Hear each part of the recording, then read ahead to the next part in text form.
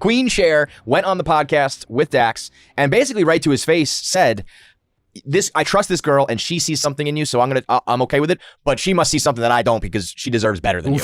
And it was sort of playful. Cher's taking the piss, and man. Dax even said, hey, I agree with you, kind of in that, hey, I know I outkicked my coverage sort of way. But yeah, I mean, the internet and the public has just fixated that Dax Shepard is not good enough for her.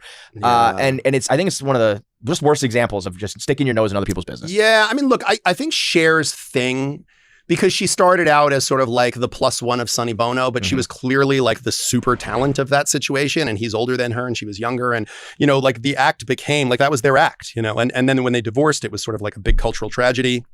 And then, of course, they both went on to thrive in their own ways. He died rather tragically, but had a very successful career in politics and other things. And then she went on to become like a global superstar and the gays discovered her and she became a complete icon. But I think part of her later life became, why do you need a man? Who needs a man? Nobody needs a man. It became part of her shtick.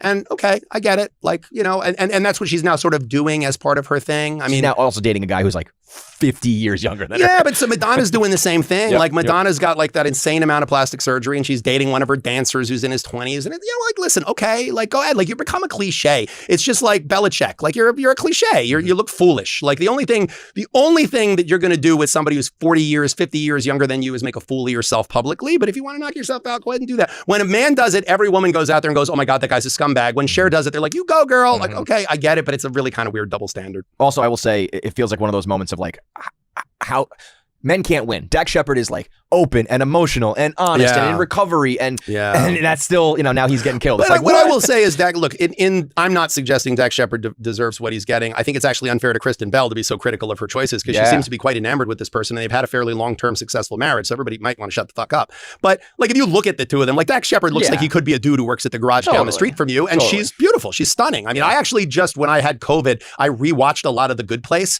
It stands up. Like, that is a great show. And she is a huge part of how good that is. Like, she is a really, really great comedic actress. She's funny. She's smart.